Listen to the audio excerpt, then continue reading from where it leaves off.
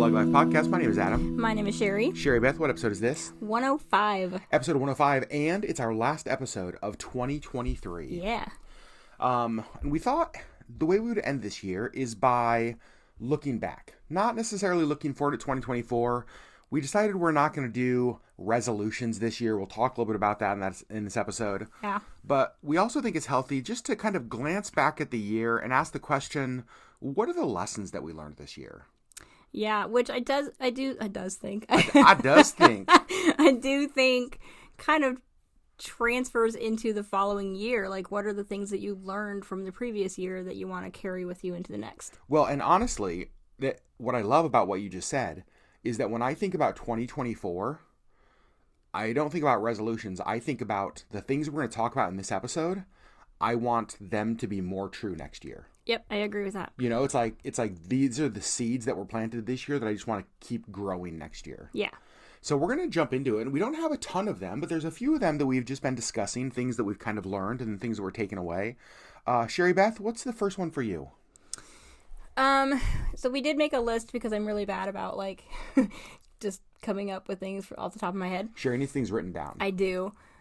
So the first thing that I kind of thought about was kind of this journey that I've been on, I think mostly since like 2021, but I feel like I really pressed into it more this year. And that's just becoming who I am and who I was meant and made to be. Mm-hmm. Figuring out what that is and what that looks like. And I still, you know, I don't think it's ever like okay, I'm it. Yeah, you've like, never arrived. Here. Yep. You know, I think that it's a constant journey, but I think that I'm closer now to who I was meant to be than I was a year ago or 2 years ago or 10 years ago or whatever. In what ways have you learned that lesson this year? Like, how has that looked this year specifically? Oh, see, we didn't write this one down. Nope.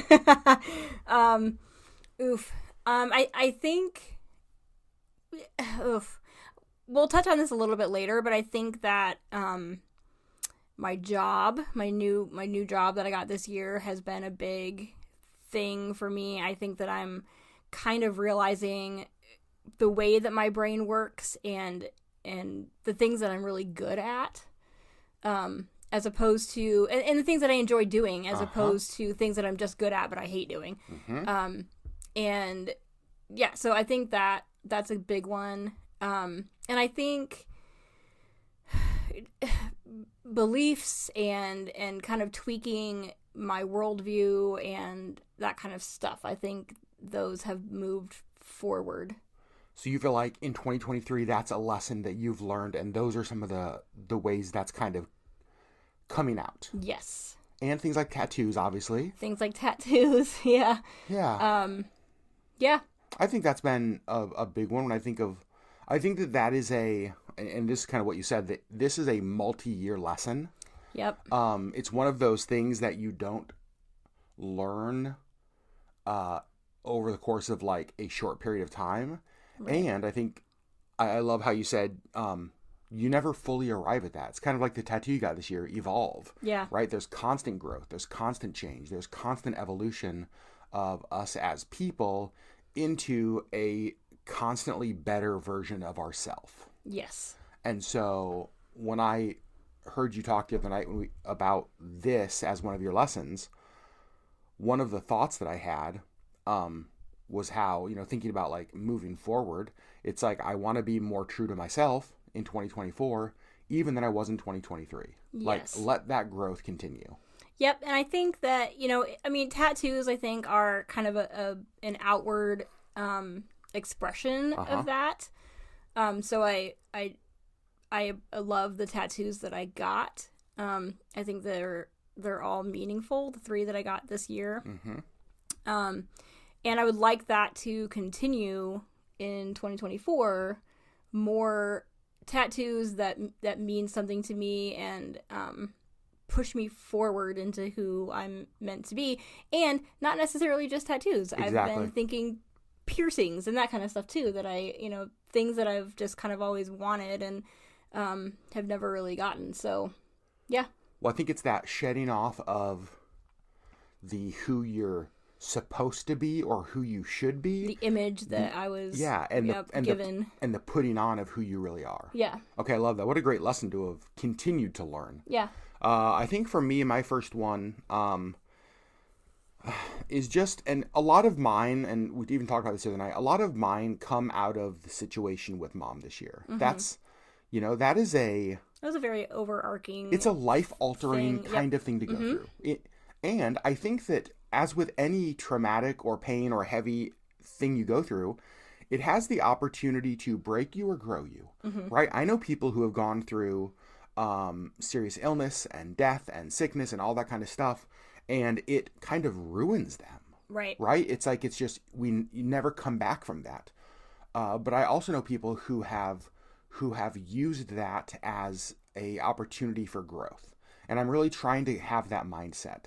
And so one of the things for me is just to be intentional and prioritize time with the people that you really, really love the most. Yep. You and I, historically, have been very busy people. We have lots of side hustles. We have obviously full-time jobs. We've had a very busy kind of social schedule with friends and with church and with life and with just all sorts of stuff. We typically have not had a lot of space or margin in our life. Right. And what I have realized is that what that has caused people that I care about to drift farther and farther. It's caused me to stay less connected to them. It's caused me to just not have time for the things and people that I really do love the most and value the most. And in kind of what made me think about this was, my mom and I have had a great relationship. I mean, pretty much forever. Yep. Really good friends, and we talked a lot. But I did realize that while I never would have had regrets if things wouldn't have gone well with Mom's chemo and all that kind of stuff, if Mom would have passed, I wouldn't have had regrets about where we were at. I would have had regrets that I didn't connect with her more often. That I wasn't as intentional about time with her. I love that I talk to her most days now. Yeah. And it's made me think about other relationships in my life. And how, even with friends that we've seen recently, and it's like, man, I wish I wasn't so busy that I didn't have time for you. Yeah. Like, I hate that. Yeah. I hate that, like, obligation and the busyness of life has crowded out, like, the things that really matter. Relationship. Yeah. And even, like, hobbies and just other things that just, we fill our calendars so much. And I just think that sometimes the really beautiful things in life happen when there's margin, like when there's space for them to happen. But we keep our calendar so full and our page so full that there's not the margin for those things to happen. And so for me, I want to be more intentional and prioritize those things and those people, because that's the lesson that I learned this year, is that how important that is. Yeah. I don't know if you can see our calendar. I'm looking at our December 2023 calendar. Can you read that? Like the quote up top? Yeah. Oh, that's hilarious. Yeah, so I'm just going to read it for y'all because you obviously can't see it. It says, just so you guys know, we have so in our studio, we have a whiteboard in front of us, a TV screen in front of us, and then we have a calendar in front of us. Now, here's the thing. I don't know why we even have that calendar there. I don't either, except that I feel like every month it's been like, oh. It's a good saying. It's a good, reminder. I have not read the quote that's on this month, even though I probably turned it. I think I read it, at the beginning of December, but it didn't click. What's it say? So it says, life is short. Sorry, the ring light's kind of in the way. Life is short, you are worthy, and it is entirely possible to flourish in the driest of seasons, growing boldly. I love that. Yeah. I absolutely love that. Yeah. And so, I think that, even taking that quote, I would like to flourish when it comes to, key relationships. I would like to, we say this a lot, we've said it on our vlogs, that everything you say yes to means you say no to something else. Yep. And most of us go through life and we say yes to the wrong things. We say yes to the busyness and then we say no to the stuff that just doesn't matter. And we say no to people and relationships and ourselves. Mm-hmm. And in 2024, I think that the lesson I've learned in 2023 is that I have been saying yes to too many wrong things. Mm-hmm. And they're not bad. That's the they're thing, not. is they're not bad things. They're just the wrong things to Yes. be focusing so much of your time and attention on. Yeah, I want to succeed in the things that really matter. Yeah. And I think too often I put my time and my energy in the things that just don't matter as much. Yeah. And that's a lesson that 2023 has taught me. And so, yeah, it's my first one. All right. My second one, Mm-hmm. moving on, is that boundaries are hard. What? But they're necessary. And I think that we have seen this in many of our relationships this year. Mm-hmm. That, man, they're hard to put up. They're hard to maintain. But they're worth it for your mental health. Yeah. And physical health. Honestly, I know that when I'm mentally unhealthy, I'm also physically unhealthy. And I think some of the hardest boundaries are the ones that are the most necessary. Yeah. It's like the easy boundaries, it's not that they're not necessary, but like those hard ones, oh man. They're real hard to put up and they're hard to maintain. And I don't like them. I'm not naturally a boundary putter-upper. Uh-huh. I'm more of an all-in or all-out kind of person. Yeah. So,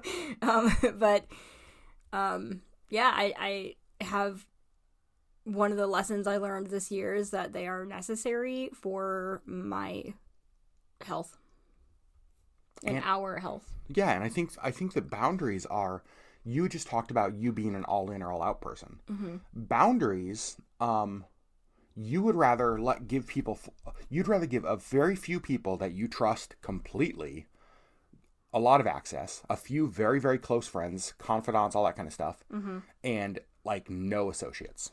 Correct. Because you so struggle, we talk about this a lot, Mm-hmm. you struggle with like surface relationships. You struggle with just like meaningless conversation. I do. I hate small talk, and it's hard when that's really all a relationship is worthy of. Well, and what's hard is with a boundary, sometimes a boundary is a person who, if things were healthy, should be very close to you, Mm-hmm. right? Things should be healthy. Things should be great. They should have access, all of that kind of stuff, like full relationship.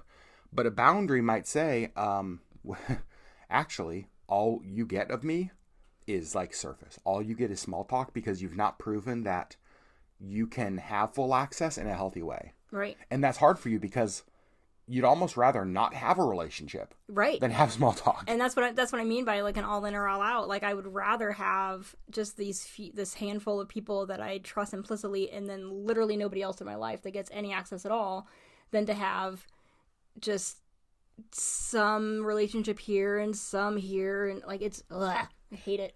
Are you struggling with? And I feel like we talked about this in a recent podcast. The idea of, because of your personality in INFJ, right? Yep. When you put up a boundary, are you still in the process of learning what does it mean to start to take down that boundary? What is it? Because a boundary is not necessarily a wall. A boundary could be removed if a person shows change, if Right. there's health, if there's adjustment. Right. How are you doing with that? Still learning for sure. Like it's very hard for me. The boundary in general is a difficult concept for me to grasp. Yeah. And then the fact that this boundary can move forward or backwards as needed is just like, It's not a permanent wall. no. Yeah. Right. Like I would be much better with a permanent wall. And Yeah. it's hard. Like I have a really hard time wrapping my brain and emotions around this kind of moving boundary. But I think that and I've seen you learn this lesson in 2023. But I've also seen the benefit you get from it. Like I've seen how that has impacted you for the positive when you put boundaries in place. Yeah. And when I actually maintain them. Yeah. And so it's like, what a good lesson. And here's the thing. This is one of those lessons for all of us, by the way, that if we learn to do it right now, it benefits us the rest of our life. Yeah. Because that's the thing, is that there's never a point in time when it's like, oh, whew, I'm finally past that boundaries thing. Don't need those anymore. Oh, thank goodness. It's like I got my degree in that, so now I can move on and never think about it again. Right. No, it's like as long as we are in relationship with people, which we'll get to in my next thing, will be forever, we need boundaries. Right. Yeah. What an important lesson. What an important lesson. And it's so hard. It sucks. It's not something that I enjoy. It's not something that I'm glad about. I wish that there was never any need for boundaries with people, but there are. Yeah, and that's the thing is like, I wish there wasn't. Right. But there is. So I'm learning. And you're doing a hell of a job. I am. I think so. I'm good. I mean, I feel like I'm just failing. I think that that's part of learning, though. Right. I mean, to be honest with you, like, I don't know anybody in all of my years of work or anything like this. I don't know anybody who's just day one been like, I'm killing it with boundaries, and I haven't failed once. Right. You know, it's so awkward, and because we don't want it to be that way. And I don't think that's. I mean, I think me with my personality and the way that I'm made, like, it's maybe harder for me than other people. But I don't think that anybody, like, and we'll touch on this in a little bit, but like, I don't think anybody's made for boundaries. I don't think that anybody is hardwired for like knowing how to maneuver around relationships where you have limited access. Because in a perfect world, like if you back to our worldview, our beliefs, like pre-fall in the Garden of Eden, we were made for perfect full access relationship with each other. Right. Right? Where boundaries weren't needed. But all of a sudden, like, that apple gets eaten, and what happens? They put up boundaries. They cover themselves with fig leaves, right? They try to hide. They create this boundary between them and God when we were designed for full access and full relationship. Right. And we've been needing boundaries ever since. Right. Because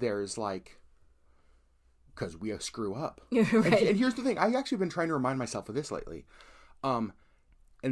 We all love talking about boundaries as long as we're the ones setting them. Right. When you're on the other side of that boundary, it sucks. Right. And it's confusing sometimes if you don't know why or how or when or, you know. Yep. Why is this boundary there? I don't know. But have grace, because what response would I want from somebody I was putting a boundary up with? Yep. I should try to make that my response when a boundary is put up with me. Right. Yeah. You know? So, all right. So my next thing. Your next thing. And this is the importance of community. And this is a lesson that I've learned kind of on two fronts. And I'll start with the mom front. Mom lives in Colorado, as most of you know, halfway between Alaska, where I live and where you live, and Florida, where my brother and his wife live. Here's the thing. That's an awesome location. When everybody's healthy, it's halfway between us. That's great. We can meet in the middle. It's perfect. That location sucks when your mom gets sick. You're a long ways away. For both of you. For both of us. Yep. And, I hated that. But what I saw happen was I saw this community that my mom has absolutely rush in when she got sick. Yeah. I mean, people asking, what can we do? How can we help? Is it meals? Is it rides? Is it just coming by and cleaning? Is it what is it? And I saw this community that my mom has built in not a long time, living where she lives, really rush in and be a huge support when life got hard. And I think that that's the test of true community is people that run into the rubble, people that run into the fire. When things fall apart, true friends run in. Yeah. You can always tell, when the rubble comes, look who runs in and look who runs away. Yeah. Those people that run in. Or stands on the outside. That's right. Exactly. Friends run in. Yeah. And I watched that happen with Mom. And the peace that gave me, and I know the peace that gave my brother, knowing that my mom had a community of people who were there to care for her and love her when we are thousands of miles away, was an unbelievable relief to us. Yeah. And then still is. Oh my gosh, it still is. Yeah. The other front of that is, you and I have been unbelievably fortunate Yeah. over the whole course of our marriage to have really an unbelievable close-knit group of friends. We have had, I mean, our entire marriage, Yeah. friends that have been with us. Yeah, I think that we started like a small group with our church of other young marrieds when we were 2 or 3 weeks into being married. And some of those couples are still like very core friends Yep. to us this day. Yeah. And we have been just, I don't know, I feel like one of the things that we have been really richest in has been relationships. Yeah. And we've never taken that for granted. That's an amazing thing to be able to say. Mm-hmm. However, over the last few years, that has been changing, not in losing of friends, but in life changes. Friends moving out of state, friends no longer being together, just like lots of changes happening. Mm-hmm. And one of the things that can happen and has happened is that when your group of friends change, a couple thoughts happen. Number one, there's this thought that I've had that it's like, I don't want it to change. It's good how it is. Like, why? Right. I loved it. I don't want things to be different. This was wonderful. And then there's also like, well, I don't want to put in the effort to make new friends. You know? It's like, I'm in my 40s. Can I just be alone until I die? Like, I'm almost in the grave as it is. Come on, you guys. Like, but I just go back to this importance of community. Mm-hmm. And we've talked a lot about this on the podcast, how like we were designed for community. We weren't designed to be like individual lone rangers by ourselves. We were Right. designed to know others and to be known by others. And so one of the lessons I think in this year for me is, yes, the importance, it's funny, I just got a text from my mom, the importance of community. But then when your community changes, the importance of putting in the work to rebuild community. Yeah. And that's one of the places I think we're at, is that we still have a great group of friends. It just looks different now. Mm-hmm. And I mean, even going back to my first thing, I want to be intentional this year to make time for those people. Right. You know, we had friends, or we had lunch with some friends while we were in Seattle that we haven't seen in far too long, and to be honest with you, haven't talked to in far too long. Right. And there's just been so much going on in both of our lives that I left that lunch feeling two things. I was so thankful to see them and to hug them, and my gosh, it just like, even seeing their faces in person just absolutely filled me up. Yeah. But then I also left with the sadness that, man, I haven't made the time that I need to for this relationship. Right. You know, and so I want to be better about that, about valuing community and being intentional about building that. Yeah. Same. So that's my other lesson this year, just the importance of that. Yeah. Just because it looks different doesn't mean it is any less valuable. And I think even seeing, you know, I have this thought about, you know, we don't have kids, so it's like, well, who takes care of you when you're older? Right? And a lot of people have asked that, like, oh, you guys don't have kids. Like, what's your plan for the end of life? And I'm like, I don't know. You know what I mean? It's like, we'll figure that out. But one of the things I've seen with my mom is that, oh, that's where community steps in. Right. You know, that's where community steps in, because when she got sick, boy, did those people run in. Like they ran into the rubble. They didn't sit by the sidelines. They didn't run away. They ran in. And that's the kind of community we have had, and that's the kind of community I want to be intentional that we still have. Yep. All right. The last one is kind of a bit of a shared one, Sherry. Yeah. What's that? And I think that it's a lesson that we have learned over and over and over, and it's a lesson that we just keep forgetting. Yeah. We get a little bit comfortable, and then we panic when things change. And this lesson is that there really is something better on the other side of whatever bad thing you're going through. It sounds so cliche. It does. I mean, it sounds, well, and not cliche, but also like, duh, obviously. But I know all things are going to work out. I know, but it's really hard to remember that when you're in the middle of hard things that, you know, I don't know. So again, like, this is a lesson that we have learned hundreds of times over the course of our marriage. But things always do work out, and they work out better. We always end up in a better place than we were. And even at the time, you know, when it's just like, oh, this is bad and it's not going to get better, it does. And so really, like, for me, you know, my biggest thing that pushed me toward this, I think, this lesson is my job. Yep. This year. And, you know, I was in a job for 15 years that I enjoyed. I loved the people that I worked with. And when that went away, you know, there was this, fine, well, I'm just going to get a job that I hate. And this is just, you know, for the next 20 years, this is just my life. Yeah, because in a lot of ways, we felt very fortunate. It's like, holy cow, for 15 years, you had, like, a pretty sweet gig. Right.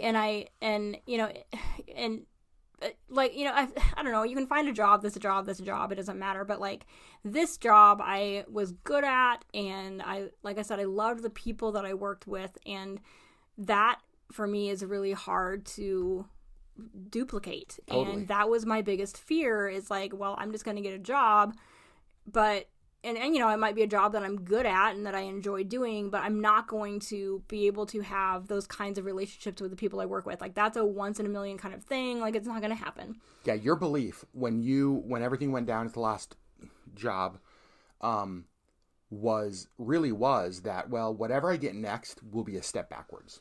I'm settling for whatever. I just need a paycheck. Yeah. And that's not what happened. I mean, I love the job that I'm in. I love the people that I work with, and I didn't lose the relationship with really the one person that I really loved working with at my previous job. Yeah.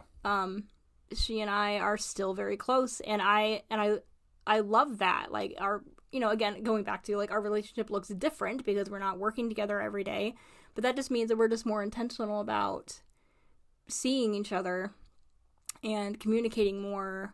And I'm so thankful that I didn't lose that relationship, and I got a job that I'm really good at, and that I love the people I work with. Yeah, you are in, and I don't think either of us, we didn't necessarily think it was possible. You ended up in a better position than you were in. Like, right. This is a better, like, from every standpoint, right, it is better, right, which is insane. Which I would not have known. Even when I applied for this job, I was just like, it's a job. I'm just gonna, it's a job for a company that I think I'm gonna like working for. But like, it's been so much better than I imagined, and I'm just thankful for that. And I again, like, it's so cliche, but it's like, it's better on the other side. And I didn't think that. I never think that when I'm in the middle of whatever hardship I'm going through. It's always just like, well, let's just muddle through and survive, you know? You know why I think we don't think that? Is that, like, I think even though the Bible verse, like, all things work together for the good. You know what I mean? Mm-hmm.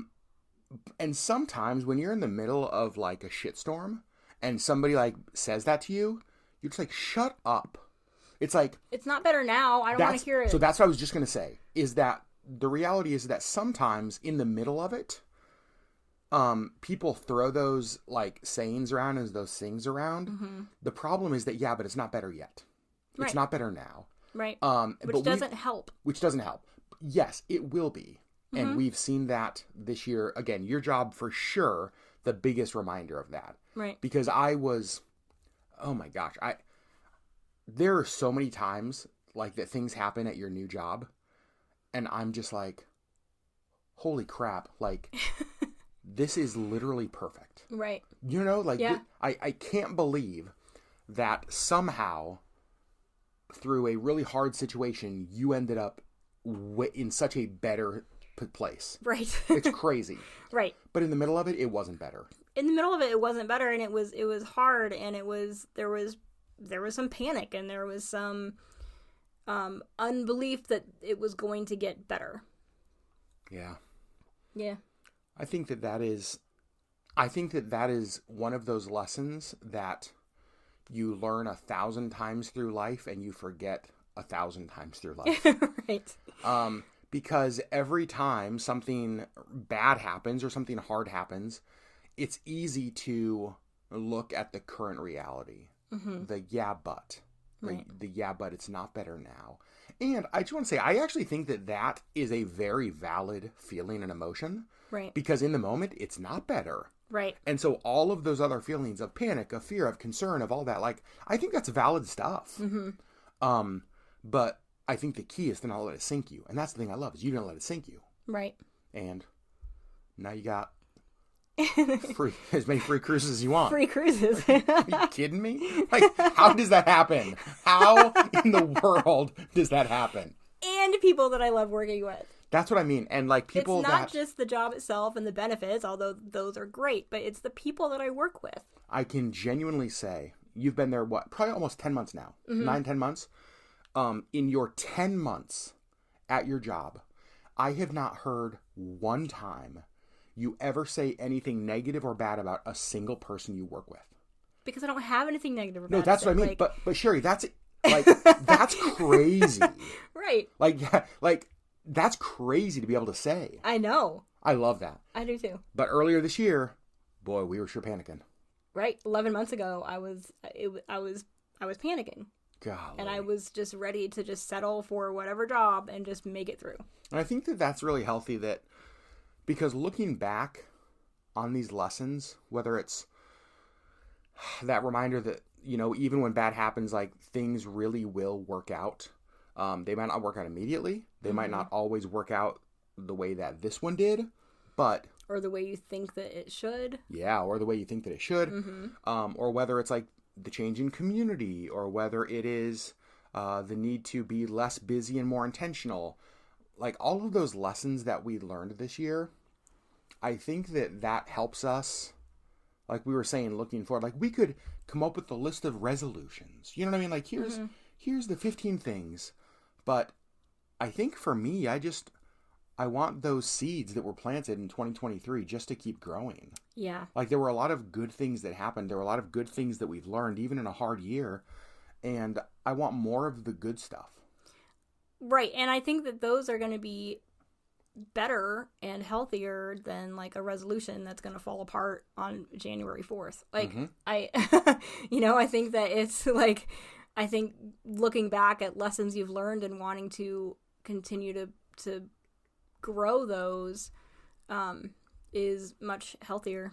Because the reality is that if we had no resolutions, but at the end of a year from now, when we're sitting down to record our lessons from 2024 podcast, if we are able to say, you know what, this year, we continued to press more into who we are, who we were meant to be. We are more true versions of ourselves, that we got better at putting up boundaries and creating healthy, like, space for healthy relationships between others and ourselves.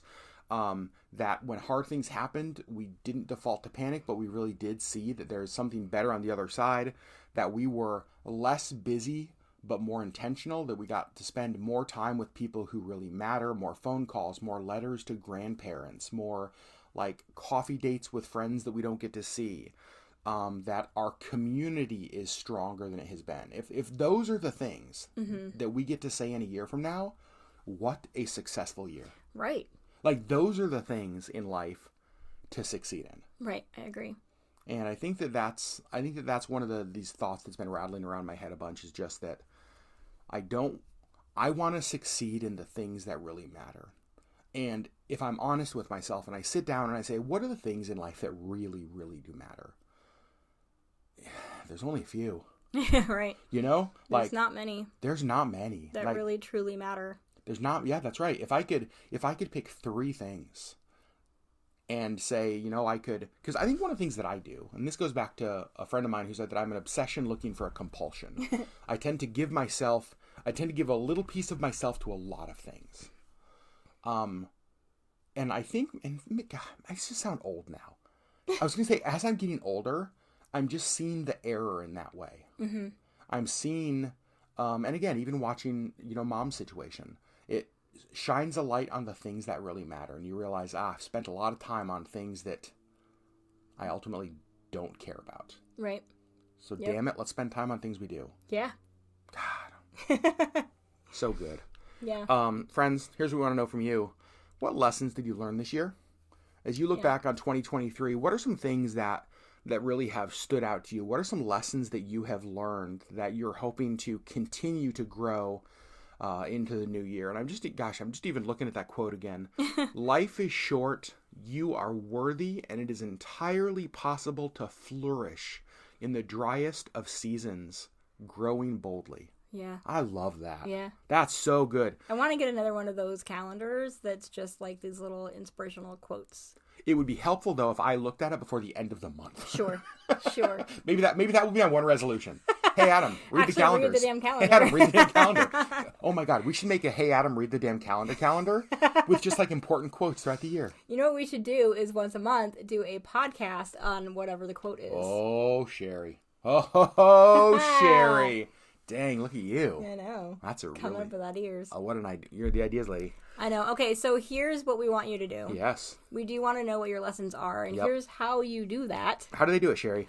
You're going to go to YouTube, and you're going to type in LeggLife Podcast. You're going to hit the are. subscribe button if you have not already. Yep. Which, as of today, 678 people have done that. Hey, yay. I know. And then you're going to hit the little bell icon so that you know when we actually post. And then you're going to find this podcast, and you're going to leave a It's called a comment. comment. Yep, there you I go. was like, not message. 8 years on YouTube, and you were still getting it, Sherry. It's called comments. Comment. You're going to leave a comment on this podcast. Now I'm joking. On the lessons that you have learned so that we can all share in them. And I also want to say one more thing. You don't even know this. Uh-oh. No, not I don't know what can I announce it would be again? We're shutting down the podcast. Last episode. See you, everybody. Bye. No, I've made it easy because some people have said, where do I find the podcast? Like, where do I look for it? Where do I, all that kind of stuff. I've made it super easy. LeggLifePodcast.com. Oh. If you go to LeggLifePodcast.com, that will take you right to a platform where you can listen to all the episodes right there. There's even links on there to Apple, to Amazon, to all the other places we are. So there you go. Look at you go. You're so smart. I was supposed to be sleeping last night. All right. And I did that. Oh, all right. All right. I love you. I was sleeping. Yeah, you were sleeping. All right, friends. We love you so much. Happy New Year. Yeah. I hope that whatever 2023 was for you, whether it was